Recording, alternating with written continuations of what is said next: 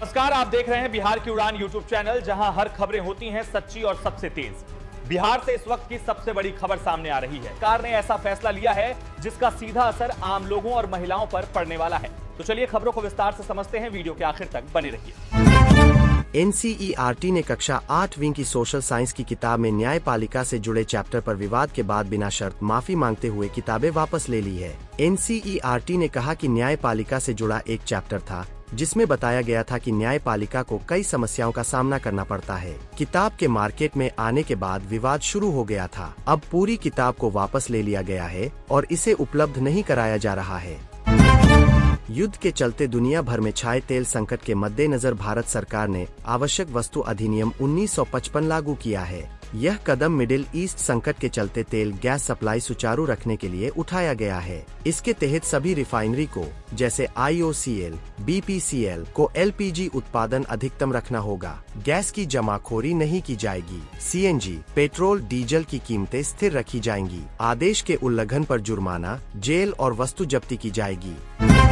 पाकिस्तान में तेल का संकट गहरा गया है। पाकिस्तान में तेल संकट के बीच पाकिस्तानी PM शहबाज शरीफ ने बड़ा ऐलान किया है। उन्होंने कहा है कि हफ्ते में 4 दिन सरकारी दफ्तर खुलेंगे, 50% कर्मचारी वर्क फ्रॉम होम करेंगे। इसके अलावा हफ्ते में 2 दिन स्कूल बंद रहेंगे। PM ने ये भी कहा है कि 50% ईंधन में कटौती की जाएगी। मिडिल ईस्ट में जारी जंग के बीच भारत ने बहरीन में रह रहे अपने नागरिकों के लिए एडवाइजरी जारी की है। भारतीय दूतावास ने लोगों से सतर्क रहने, सावधानी बरतने और स्थानीय प्रशासन के सुरक्षा निर्देशों का पालन करने की अपील की है। भारतीय दूतावास ने यह भी साफ किया कि बहरीन में उसका कामकाज सामान्य रूप से जारी है और जरूरत पड़ने पर नागरिकों को सहायता उपलब्ध कराई जाएगी। लेबनान में बिगड़ते हालात को लेकर फ्रांस ने संयुक्त राष्ट्र सुरक्षा परिषद की बैठक बुलाने की मांग की है। फ्रांस के विदेश मंत्री जीन जोएल बारो ने कहा कि पिछले एक हफ्ते में इजरायली बमबारी से लेबनान में हालत गंभीर हो गई है। फ्रांस ने लेबनान में काम कर रहे मानवीय संगठनों के लिए करीब $6.9 मिलियन की आपात सहायता जारी की है। इसके अलावा करीब 20 टन अतिरिक्त मानवीय सहायता सामग्री भी भेजी जा रही है। लोकसभा में प्रश्नकाल के दौरान शिवराज सिंह चौहान कृषि एवं किसान कल्याण मंत्रालय से संबंधित प्रश्नों के जवाब दे रहे थे। इसी दौरान विपक्षी सदस्य वेल में आ गए और जोरदार हंगामा करने लगे। विपक्ष के हंगामे पर कृषि मंत्री शिवराज सिंह चौहान ने कहा कि ममता सरकार ने किसानों के कल्याण की योजनाएं रोक रखी है। विपक्ष की घटिया राजनीति देश देख रहा है। पश्चिम बंगाल की जनता इन्हें माफ नहीं करेगी। लेबनान के सशस्त्र संगठन हिजबुल्लाह ने ईरान के नए सुप्रीम लीडर मोज्तबा खामेनेई को बधाई दी है। हिजबुल्लाह ने अपने बयान में ईरान की असेंबली ऑफ एक्सपर्ट्स की सराहना करते हुए कहा कि अमेरिका और इजराइल के हमलों के बावजूद नए नेता का तेजी से चयन किया गया। संगठन ने कहा कि मोज्तबा खामेनेई की नियुक्ति से ईरान के दुश्मन निराश और भ्रमित हो गए हैं। वह ईरान के नए नेतृत्व के प्रति अपनी निष्ठा दोहराता है। विपक्ष के हंगामे के चलते लोकसभा 2 बजे तक स्थगित कर दी गई है। लोकसभा में आज स्पीकर के खिलाफ लाए गए अविश्वास प्रस्ताव पर चर्चा हो रही थी। इस दौरान स्पीकर ओम बिरला को हटाने के लिए लाए गए अविश्वास प्रस्ताव पर संसदीय कार्य मंत्री किरेन रिजिजू ने विपक्ष को खुली चुनौती दी, जिसके बाद शोर शराबे और विपक्ष की नारेबाजी के चलते लोकसभा को 2 बजे तक स्थगित कर दिया गया। गुरुग्राम में एक सोसाइटी की दीवार गिरने से 7 मजदूरों की दबकर मौत हो गई है। 10 लोगों के अभी भी दबे होने की आशंका है। घटना की सूचना मिलते ही पुलिस और SDRF की टीमें मौके पर पहुंच गई और मलबे में दबे लोगों को बाहर निकालने का काम शुरू कर दिया गया है। एम्बुलेंस भी मौके पर बुला ली गई है। अभी तक यह पता नहीं चल पाया है कि यह हादसा कैसे हुआ। जाँच की जा रही है। दक्षिणी लेबनान के नबातिह में इजराइल के हवाई हमले में रूसी कल्चर सेंटर पूरी तरह तबाह हो गया। हमले में किसी के घायल होने या मौत की खबर नहीं है। खबर है कि इजराइल ने नबातिह इलाके में एयर स्ट्राइक किए, जिनमें कल्चर सेंटर की इमारत नष्ट हो गई। रूस की सरकारी एजेंसी रोसोटुडनिचेस्टवो के प्रमुख येवगेनी प्रिमाकोव ने कहा है कि इस घटना को लेकर जल्द आधिकारिक बयान जारी किया जाएगा। बांग्लादेश पेट्रोलियम कॉरपोरेशन के चेयरमैन मोहम्मद रेजानुर रहमान ने कहा, हमारा भारत के साथ एग्रीमेंट है जिसके तहत भारत हर साल पाइपलाइन से बांग्लादेश को 180,000 टन डीजल सप्लाई करेगा। जो 5,000 टन डीजल आ रहा है वह इसी का हिस्सा है। एग्रीमेंट के अनुसार 6 महीने में बांग्लादेश में कम से कम 90,000 टन डीजल इंपोर्ट होना चाहिए। उम्मीद है कि अगले 2 महीने में हम पूरे 6 महीने का कुल डीजल ले आएंगे। स्पीकर ओम बिरला के खिलाफ अविश्वास प्रस्ताव आ गया है। बिहार के किशनगंज से कांग्रेस के सांसद डॉक्टर मोहम्मद जावेद ने स्पीकर के खिलाफ अविश्वास प्रस्ताव पेश किया। सांसद ने स्पीकर ओम बिरला के आचरण पर सवाल उठाते हुए कहा कि विपक्ष के नेता को नहीं बोलने दिया गया। महिला सदस्यों के खिलाफ आरोप लगाए गए। सभी कंट्रोवर्शियल मैटर पर सत्ताधारी दल का पक्ष लिया। उन्हें उनके ऑफिस से हटाया जाना चाहिए।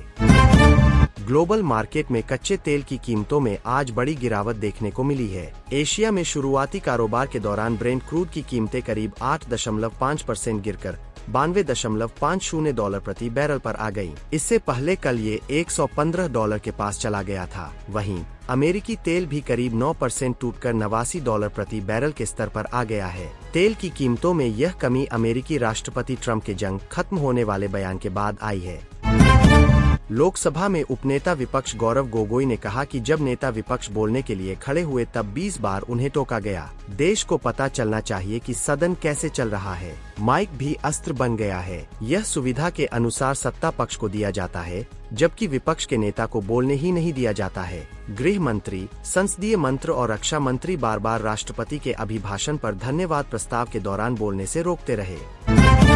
इंग्लैंड के पूर्व कप्तान माइकल एथरटन ने भारत की व्हाइट बॉल क्रिकेट में दबदबे की तारीफ की है। उन्होंने कहा कि टीम इंडिया के पास अब ICC championship trophy, T20 world cup और वनडे वर्ल्ड कप तीनों खिताब है। पिछले 3 आईसीसी टूर्नामेंट में भारत ने 32 में से 30 मैच जीते हैं और मौजूदा समय में यह दुनिया की सबसे मजबूत व्हाइट बॉल टीम है। बता दें कि भारत अब 3 T20 वर्ल्ड कप जीतने वाला पहला देश बन गया है।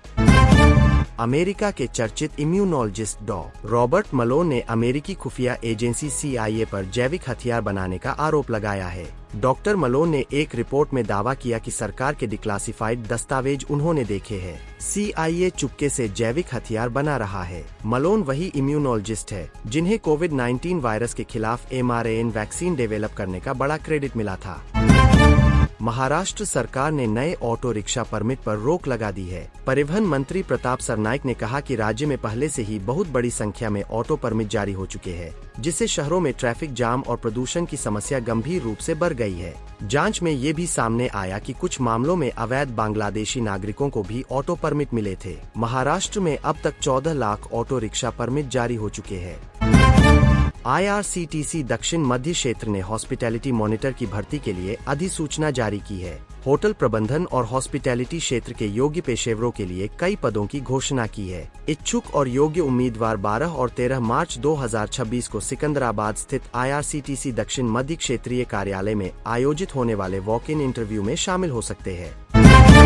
मिडिल ईस्ट टेंशन का असर भारत में दिखने लगा है। LPG की सप्लाई रुकने और डिलीवरी में देरी से हालात बिगड़ रहे हैं। इस बीच सरकार ने ऑयल कंपनियों को घरेलू कुकिंग गैस की सप्लाई को प्राथमिकता देने का निर्देश दिया है। इसके तहत इंडियन ऑयल, भारत पेट्रोलियम और हिंदुस्तान पेट्रोलियम जैसी कंपनियों को पहले घरेलू जरूरतों को पूरा करने को कहा गया है। सरकार वैकल्पिक स्रोतों से LPG सप्लाई बढ़ाने की कोशिश में जुटी है।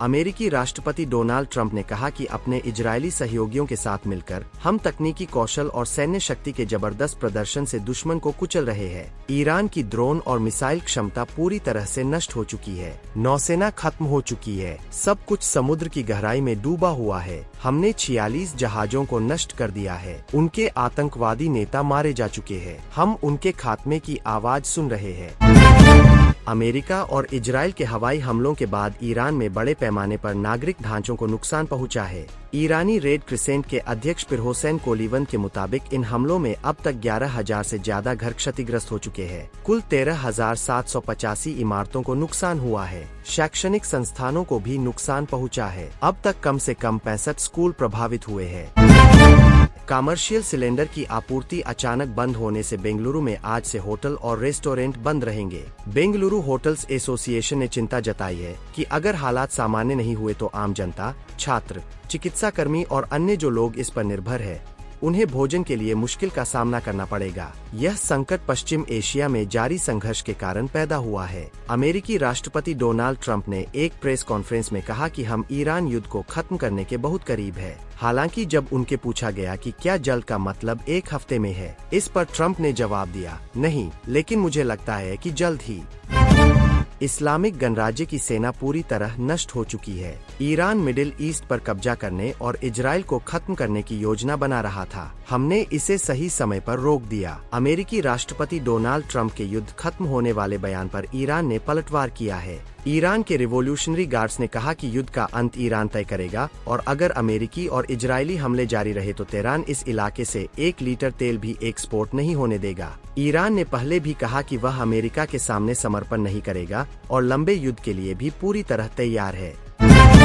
ईरान जंग के बीच पुतिन और ट्रंप के बीच फोन पर बातचीत हुई है। क्रेमलिन के विदेश नीति के सलाहकार यूरी उशाकोव के मुताबिक रूसी राष्ट्रपति पुतिन ने अमेरिकी राष्ट्रपति ट्रंप से हुई बातचीत में ईरान के साथ चल रहे विवाद को जल्द से जल्द राजनीतिक और कूटनीतिक तरीके से खत्म करने के मकसद से कई विचार रखे, जिनमें खाड़ी देशों के नेताओं, ईरान के राष्ट्रपति और दूसरे देशों के नेताओं के साथ हुए संपर्क भी शामिल है।